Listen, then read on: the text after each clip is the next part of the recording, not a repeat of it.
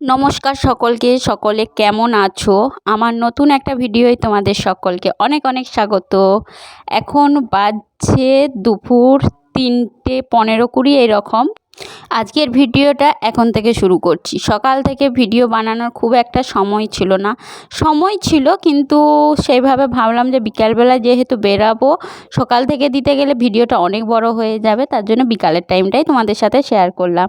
আমরা ফৌজি ওয়াইফ, আর 5জন ওয়াইফের মতন আমাদের কিন্তু সেভাবে দিন কাটে না। আমাদের যখন বরেরা বাড়িতে আসে, মানে সকল ফৌজি ওয়াইফদের যখন হাজব্যান্ডরা বাড়িতে আসে, তখনই তাদের সমস্ত অনুষ্ঠান থাকে, পুজো থাকে।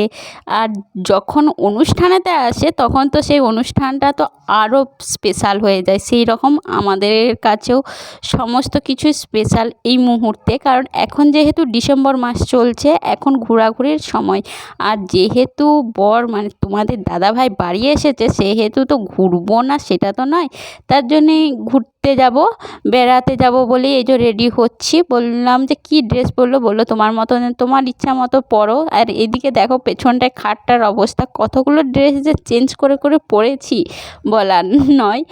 যাই হোক, মোটামুটি রেডি হয়ে গেছি, এরপরে বেরাবো কোথাও সেটাও বলে দিচ্ছি। যাচ্ছি আমাদের এখান থেকে বিষ্ণুপুর 15 থেকে 16 কিলোমিটার, খুব একটা বিশেষ দূর নয়। আর তার বাইকেতে যাব বিষ্ণুপুরের মেলা দেখতে। বর এসেছে, বিষ্ণুপুরের মেলা চলছে, বিষ্ণুপুর যাব না মেলা দেখতে, তা আবার কখনো হতে পারে? কারণ বললাম তো, যেহেতু ফৌজি ওয়াইফ, সেহেতু বর যখন বাড়িতে আসে তখনই কিন্তু আমাদের আনন্দ উৎসব সমস্ত কিছু হয়। পুজোর সময় বাড়ি এলে পুজোতেও সেরকম প্রচুর আনন্দ হয়, বা কোনো ওকেশানে বাড়ি এলে সেরকম প্রচুর আনন্দ হয়। দেখো আমি রেডি, তোমাদের সাথে একটু ভালোভাবে শেয়ার করে দিচ্ছি যে কেমন লাগছে। তোমাদের এখন ভিডিও করে দিচ্ছে তোমাদের দাদাভাই, বললাম একটু ভিডিও করে দেখিয়ে দাও তো আমাকে কেমন লাগছে। আর তোমাদের দাদাভাই কি করছে দেখো। দুজনে বেরিয়ে পড়েছি। তোমাদের দাদাভাই আমাকে আগের থেকে পান খাই দিয়েছে, যাতে না মেলা তোলায় যে কিছু খেতে হয় তার জন্য আগের থেকে পান খাই দিয়েছে। এরকম কেউ বুদ্ধিমান আছে ভাবো, মেলা তোলায় দিয়ে গিয়ে যাতে না খেতে হয় তার জন্য পান খাই দিয়ে ঘি। চলে আর মেলা দেখতে যাই, তোমাদের সাথে শেয়ারও করবো। মাথায় কি হেলমেট নিয়ে, ওই তো ওইটা স্কার্ফটা নেবো, হেলমেটগুলো নিচে। হেলমেট নিলেও মাথার জন্য লাও কিছু হেলমেটটা নিয়ে যেতে হবে। মাথায় গলায়। হ্যাঁ বাবারি, হ্যাঁ জিজ্ঞাসা করছো। ফৌজি তারা ডিউটিটাই তাদের আগে সব থেকে বড় হয়, তাদের বউ পরিবারের থেকেও তাদের ডিউটিটা সব থেকে বড় হয়। সেই রকম আমি বলছিলাম যে আমি হেলমেট নেব না, যে হ্যাঁ নেবে না মানে হেলমেট, এইটা আবার কোনো কথা হয় নাকি? যে যাই হোক হেলমেট নিয়েছি, কারণ আমরাকে কিন্তু হেলমেট পরতে খুব একটা ভালো লাগে না, তবুও না পরলে প্রচুর বকা দেয়, এত বকা দেয় ধারণার বাইরে। দেখো আমরা বেরিয়ে পড়েছি, আর এইটা হলো আমাদের এখানের বনলতা, জয়পুরের বিখ্যাত রিসর্ট বনলতা। এখন ওয়েস্ট বেঙ্গলে প্রায় সব জায়গাতেই সবাই জানে। তার চারদিকটার পরিবেশটার অবস্থা জাস্ট তোমাদের সাথে একটু শেয়ার করলাম যে কি রকম, কত ভিড় আর গাড়ি। মোটামুটি রিসর্টটার এই দিকের 1 কিলোমিটার থেকেও রিসর্টটার ওই দিকের 1 কিলোমিটার, মানে পূর্ব দিকের 1 কিলোমিটার থেকে পশ্চিম দিকের 1 কিলোমিটার, এত গাড়ির লাইন। বিশেষ করে এই ডিসেম্বরে 25 তারিখে বা জানুয়ারির 1 তারিখে তো প্রচুর ভিড় হয়, আর ডিসেম্বর মাসটা পুরোটাই ভিড় হয়। তারপরে চলে এসেছিলাম, আমাদের এখানে জঙ্গলের রাস্তা, তার জন্য প্রচুর ঠান্ডা রাত্রেবেলায়, তাই দিয়ে চলে এসেছিলাম। সন্ধ্যা হয়েই গিয়েছিল প্রায়, দিয়ে এসছি। এই যে দেখো বিষ্ণুপুর মেলা, তোমাদেরকে আগে গেটটার সাথে একটু শেয়ার করে দিলাম। 36তম এটা বিষ্ণুপুর মেলা। বিষ্ণুপুর অনেকেই চেনে, কারণ মল্ল রাজাদের সমস্ত যে রাজ্য বা মন্দির নগরী বিষ্ণুপুর যাকে বলা হয়, সেই হিসাবে মানুষ ভালোভাবেই বিষ্ণুপুর চেনে। আর এখানের মেলাও হলো বিখ্যাত মেলা, 36 বছর মেলা হচ্ছে। মোটামুটি তোমাদের দাদাভাই যে বছর থাকে সেই বছর তো অবশ্যই মেলা দেখতে যায়, প্রত্যেক বছর যায়। আর অন্য বছর নিজেরা দিনের বেলায় যায়, নিজেরা বলতে কোনো বন্ধু বা বান্ধবীর সাথে, মানে আমার বান্ধবীর সাথে বা অন্য কারোর সাথে দিনের বেলায় যায়। আর এখানে দেখ পোড়ামাটির জিনিস, নানা রকম হস্তশিল্প, নানা রকম ছোট্ট ছোট্ট সমস্ত কিছু দর্শনীয় জায়গা আছে, সব বসে আর কি, যেগুলো মেলাতে হয়ে থাকে। আর এত সুন্দর সুন্দর হাতের জিনিস বানায়, সত্যি দেখলে মন পুরো একদম জুড়িয়ে যায়। অনেকে হয়তো দেখতে আসে বাইরে থেকে আর কি, আবার অনেকে দেখতে জানে না কিন্তু নাম শুনেছে, তবু তারা ভিডিওর মাধ্যমে একটু তোমরা দেখে নেবে। আর আমরা তো প্রত্যেক বছরই দেখি, তবুও কেন মনে হয় যেন প্রত্যেক বছর দেখলেও মনে হয় যেন বারবার ছুটে যায়।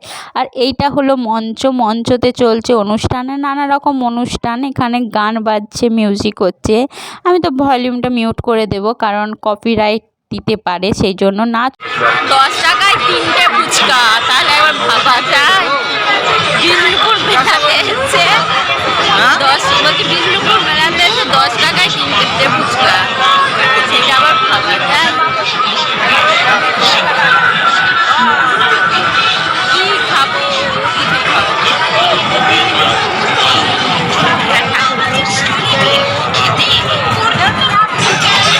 তারপর সোজা ঢুকে গিয়েছিলাম মেলার ভিতরে প্রথমে ফুচকা খাবো বলে গিয়েছিলাম, 10 টাকায় 3টে ফুচকা, তোমাদের সাথে শেয়ার করলাম। 2-3 জায়গায় জিজ্ঞাসা করলাম যে ফুচকা কত করে। আর সত্যি কথা বলতে কি, মধ্যবিত্ত বাড়ির মানুষ বাবু, 10 টাকায় আমরা 6টা ফুচকা খাই, সেখানে যদি 3টে বলে, 4টে বললেও তবু ঠিক ছিল। তার জন্য আর ফুচকা খেলাম না, সোজা চলে গিয়েছিলাম পাপড়ি চাট খেতে। পাপড়ি চাটটা এখানে বেশ ভালোই বানায়, আর এর আগের বছরেও একবার পাপড়ি চাট খেয়েছিলাম, খুব সুন্দর করেছিল। তার জন্য পাপড়ি চাট খেতেই গেছিলাম, সেখানেও আবার 30 টাকায় মাত্র 4 পিস পাপড়ি চাট, তাহলে আর মেলাতলায় গিয়ে কি খাবে। যাই হোক, তবু পাপড়ি চাটটা ভালো লাগলো বলে খেয়ে নিলাম। এরপরে মেলাতলার ভেতরে একটু ঘুরবো চারিদিকটা, বিশেষ কিছু কেনাকাটি করার নেই, শুধু জাস্ট আমি ঘুরতেই ভালোবাসি, তার জন্য একটু বেশি করে ঘুরবো। আর আমার ঘুরতে এত ভালো লাগে বলার নয়, তোমাদের দাদাভাই এলে তো তাকে ঘুরি পাগল করে দিই, তবুও বলবে যে তোমার আর শখ মিটে না, যে ঘুরালাম এত, তাতেও তোমার কি শখ মিটছে না? আমি বললাম না, আমার শখ মিটছে না, তুমি আমাকে 24 ঘন্টাও যদি ঘুরাও, আমি কিন্তু ঘুরে আলা হব না। আর এদিকে দোকানের দিকে ঢুকেছিলাম, দোকানে কি সুন্দর সুন্দর মূর্তি, বাসন, যা থাকে মেলাতলায়, সবই খুব সুন্দর ছিল। তার সাথে ছিল খুব সুন্দর ভিড়ও, এত ভিড় মানুষের যে ঠেলে পেরানো যাচ্ছিল না।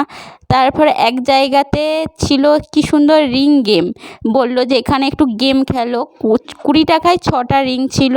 রিংগুলোকে নিয়ে এখানে 10 টাকা বা ভীম বার বা কোনো কিছু আরও কী সব ছিল খেয়াল নেই, সেই মধ্যে রিংগুলো যেটির মধ্যে গলবে সেইটা আমার হবে, সেই রকম করে একটুক্ষণ খেললাম। কিন্তু সৌভাগ্য দুর্ভাগ্য যাই বলি না কেন, কোনো কিছুই পেলাম না। তবে হ্যাঁ, খেলে মজা লেগেছে, দারুণ মজা লেগেছে, প্রথমবার এইরকম গেম খেললাম, বেশ ভালোই লেগেছে। আর এখন তোমাদের দাদাভাই একটু ভিডিও বানিয়ে দিচ্ছে, আর আমি বলছি এদিক থেকে যে রিংটা পুরো সম্পূর্ণ ওইটার মধ্যে গলতে হবে, তাহলে আমি পাবো।